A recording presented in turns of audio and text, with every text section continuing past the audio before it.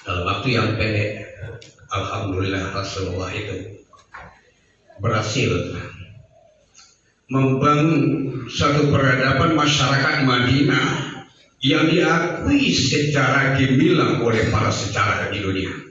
Rasulullah membentuk satu negara, satu negeri yang beliau sendiri memimpinnya. Alhamdulillah 10 tahun berubah total. Nyawa manusia terjamin, harta manusia terjamin. Tidak peduli itu orang Islam atau non Islam. Dan ketika itu Rasulullah SAW belum mayoritas, masih minoritas. Kenapa? Sesungguhnya yang membuat dia bisa seperti itu. Di mana Rasulullah membangun negeri ini? Ternyata kaum muslimin berbahagia. Dua saja kata kuncinya. Bangun masyarakat Madinah atas dasar wahyu dari Allah. Kedua, dibangun negeri ini atas dasar ketauladan dari beliau Rasulullah plus sahabat-sahabat beliau, sehingga menjadi negeri yang awalnya kecil dan tersebut akhirnya jadi kuat kaum muslimin yang berbahagia. Kita gimana setelah kita mengaku bahwa sesungguhnya kita punya kemerdekaan, rahmat Allah setelah kemerdekaan didapat? Gimana dengan kita? Ini persoalan. Kita tidak sepenuhnya berakidah pada Allah. Ketika kita mengatakan la ilaha illallah, tidak ada sembahan kepada Allah. Mananya sesungguhnya tidak ada hukum yang bisa diperlakukan kecuali hukum Allah. Itu ujiannya. Kita beriman pada Allah, tetapi kita mengakui bahwa untuk mengatur negara ini tidak mungkin Quran. Kata kita meremehkan Allah. Kaum muslimin yang berbahagia, sementara Allah ini mengatur semuanya. Yudabbirul amra minas samai ilal ardi thumma yarju ilaihi fi ma kana biqadaru wal fasadi mimma ta'udun. Yudabbirul amra. Allah atur semua persoalan dari langit sampai ke bumi. Allah bikin musim untuk kita. Ada musim kemaraunya, ada musim hujannya untuk kita. Allah bikin itu musim buah-buahan untuk kita. Allah atur semua persoalan, termasuk bahkan diri kita. Nah, ikut kita sedikit juga. Lalu ketika dalam persoalan sosial, kehidupan sosial, dalam persoalan berbangsa negara, kita seolah-olah mengatakan Allah tak mampu mengaturnya. Terlalu sombong kita kepada Allah Subhanahu wa Ta'ala. Muslim yang berbahagia, untuk apa Allah turunkan Quran ini? Wa inna yatiyannakum minni hudam faman tabi'a hudaya fala khaufun 'alaihim wa la hum yahzanun. Hai manusia, fa inna yatiyannakum, kalau seandainya datang kepada kamu hudam minni, dari aku ada petunjuk, faman tabi'a hudaya, siapa yang ikut, fala khaufun 'alaihim, gak perlu khawatir lagi, gak perlu takut lagi, dan gak perlu dia berduka cita. Jadi kalau itu kaum muslimin yang berbahagia, Quran ini untuk diapakan? Untuk diamalkan. Kita pakai undang-undang pidana Madiin Belanda. Kita mayoritas, hukumnya hukum minoritas, hukum kafir. 80 tahun kita coba lihat sampai hari ini apa yang terjadi? Gaduh di mana-mana. Kenapa kita dijadikan Quran sebagai solusinya? Kita tidak ngadu pada Allah. Ketika di alinea 3 dikatakan berkat rahmat Allah yang Maha Kuasa, kita bilang berkat rahmat Allah, tetapi kita tidak berpedoman kepada Allah. Nggak mau kita mengambil hukum-hukum Allah. Ini yang terjadi 80 tahun.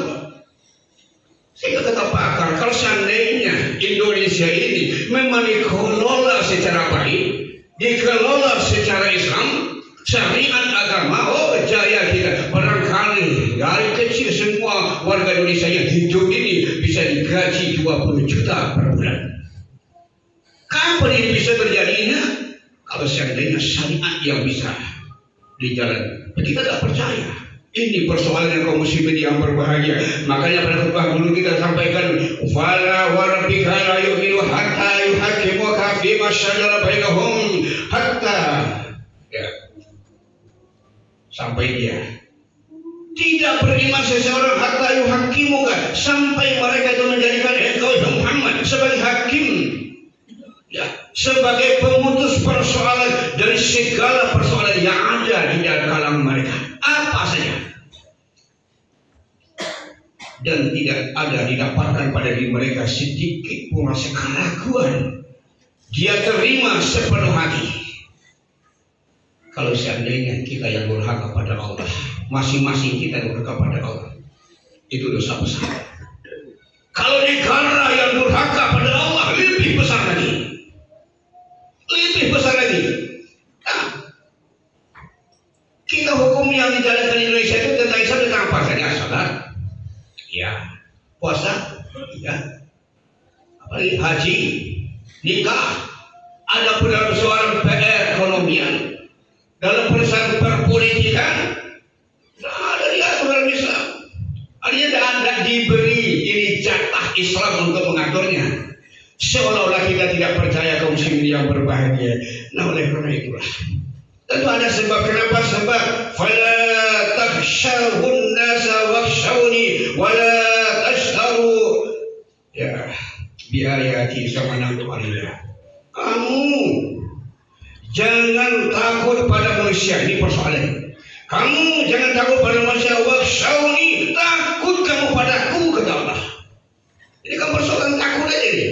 Wala tashtaru bi ayati, kamu jangan perjual berikan ayat-ayatku bisa samanan qalila, dengan harga yang kecil. Wa man lam, ini ancaman Allah ini. Wa man lam yahkum bima sallallahu fa ulaika humul kafirun. Siapa yang tidak berhukum dengan hukum Allah, kafir dia. Kita belum pernah melihat dari awal kita merdeka, dari merdeka sampai hari ini, ya, kita kafir. Siapa yang tidak berhukum dengan hukum Allah, kafir dia, kata Allah di dalam surah Al-Maidah ayat 44. Lalu dilanjutkan di ayat 45-nya, wa man lam yahkum bima anzalallahu fa ulaika humuz zalimun. Siapa yang tidak mau berhukum dengan hukum Allah, zalim dia, berdosa dia. Orang ancaman Allah Subhanahu wa taala. Bagaimana kita rakyatnya, ini yang kita suarakan, ya, suarakan lewat apa itu, lewat ya mungkin media, suarakan ini. Kita coba nyampaikan itu. Wa man lam yahkum bima anzalallah. Siapa yang tidak berhukum dengan apa yang Allah turunkan. Kalau dulu orang Yahudi kamu berhukum dengan Taurat. Kalau dulu hai orang Kristen, orang Nasrani kamu berhukum dengan Injil. Hari ini hai umat Islam kalian berhukum dengan Quran. Kalau tidak, faulaika humuz, kalian zalim, kalian kejam itu. Jadi apa itu dikatakan lagi? Wa man lam yahkum bima anzalallah. Siapa yang tidak mau berhukum dengan apa yang Allah turunkan, faulaika humul fasiqun. Itu orang-orang fasik. Ketiga-tiganya tidak ada yang lain. Kafir, zalim, fasik. Kaum muslimin yang berbahagia, hanya segelintir persoalan umat ini yang diatur oleh Islam, sementara kita mayoritas. Hukum yang kita pakai umat ini kafir semuanya. Kita punya hukum pidana, kita punya hukum perdata, mencaplok punya penjajah Belanda. Tidak percaya dengan ini. Kalau kita lihat bagaimana orang ya mendakwahkan. Orang kan tidak tahu dulu dengan demokrasi. Bagaimana negara-negara dakwah barat itu mendakwahkan demokrasi itu bagus begini-begini. Sampai seluruh negara di Indonesia ini menjadi negara demokrasi. Tak apa yang tidak, kenapa? Dia dakwahkan. Nah, komunis yang tak bertuhan itu, karena dia mayoritas di negaranya komunis, langsung negaranya mendakwahkan, menjadi dai semuanya. Sampai seluruh dunia tidak ada yang kenal dengan komunis. Makin lama banyak di dunia. Ketika kita mayoritas Islam, negara tidak mendakwahkan. Yang mendakwahkan cuma segelintir orang yang tidak punya kekuatan, para dai, para ulama, tidak ada kekuatan fisiknya. Negara tidak melakukan dakwah itu kaum muslimin. Sehingga kita katakan untung saja ini agama Allah. Kalau dah habis nih. Kenapa dah habis? Seluruh negara, seluruh bangsa memfitnah Islam teroris. Ya. Bangsa-bangsa termasuk PBB itu memfitnah Islam itu adalah apa? Ideologinya bertentangan dengan kemanusiaan ini. Nah, Allah punya hukum tersendiri. Kalaulah seandainya para pencuri-pencuri itu dilakukan hukum potong tangan, gak ada yang mau berbuat itu. Ini masa dulu kan ada yang potong tangan itu, cuma hukum saja baru. Kalau ada satu dua yang melakukan, tidak ada yang mencuri, aman semuanya. Sekarang kita nggak aman. Kilo orang itu bukan tanggung-tanggung. 1 triliun, 2 triliun, 300 triliun. Coba bayangkan, nggak bosan-bosan dengan uang yang ada padanya. 1 triliun itu kalau ada uang 10.000 kita susun ke atas secara rapi dan padat 12 kilometer ke atasnya. Gunung tertinggi di dunia itu adalah 8,8 ya, ribu ya, 8 kilo, 8,8 kilometer ke atasnya. Sementara kalau uang 10.000 itu 1 triliun kepada yang 326 itu. Sehingga kita menderita. Kenapa kita menderita? Kenapa kita menderita? Jawabannya kita tidak mau kembali kepada Allah Subhanahu wa Ta'ala. Oh, ini kan kita bukan negara Islam. Inilah lidah kita yang sering keluar pada diri kita yang membuat kita terjauh dari Allah Subhanahu wa Ta'ala. Sementara di masa Rasulullah ada Yahudinya, ada penyembah berhalanya, tetapi di bawah naungan Islam mereka itu merdeka semuanya. Tidak ada boleh digaduh oleh Nabi SAW. Siapa yang menggaduh? Yang mengganggu orang-orang non Muslim yang tidak Islam itu, kata Rasulullah, itu sama dia mengganggu aku. Tidak boleh dihina Tuhan mereka. Allah mengatakan, kalau tasubbu, kamu jangan memaki Tuhan mereka. Nah, kalau mereka menyembah berhala, jangan dimaki. Kalau mereka menyembah api, jangan dimaki Tuhan mereka. Nanti mereka akan berbalik, akan maki-maki Tuhanmu secara tidak bersahabat. Jadi kaum muslimin yang berbahagia, ini yang kita sampaikan pada khutbah ini. Nah, kita perlu untuk apa? Inna nahnu, ini bacakan tadi. Sesungguhnya kami telah turunkan Quran padamu Muhammad tanzila secara beransur-ansur. Wasbir li hukmi rabbika, sabar engkau di dalam menjalankan hukum Tuhan kamu ini. Sabar kamu.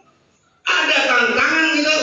Wala tuti' minhum asiman au kafura, kamu jangan ikuti, jangan taat kepada orang-orang di antara mereka ini. Siapa itu? Asiman au kafura, orang yang berdosa dan orang kafir. Kita terbalik ikut mereka, risikonya seperti ini.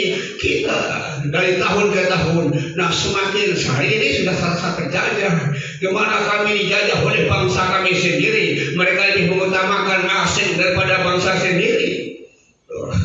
Mengerikan, ya Allah, selamatkan kami ya Allah. Nah, untuk itu kaum muslimin yang berbahagia, katakan kita. Sehingga maka inilah yang dikatakan Rasulullah dalam hadis satu ayat di surah Al-Furqan.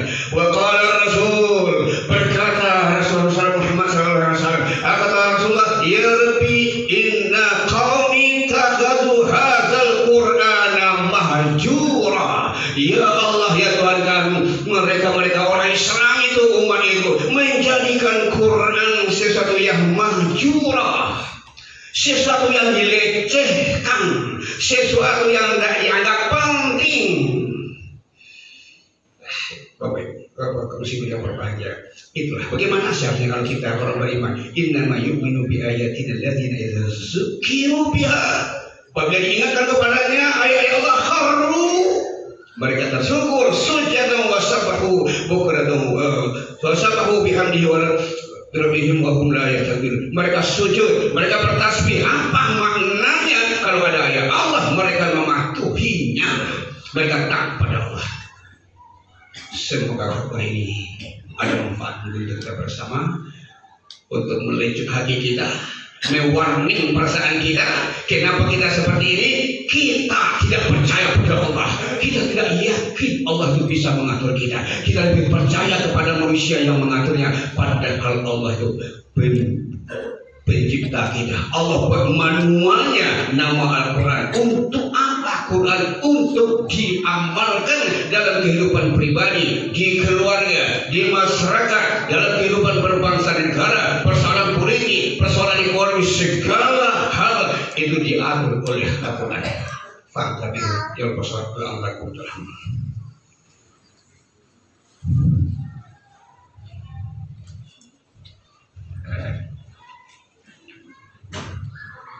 Alhamdulillah hamdan katsiran kama amara. Asyhadu an la ilaha illallah wahdahu la syarika lah.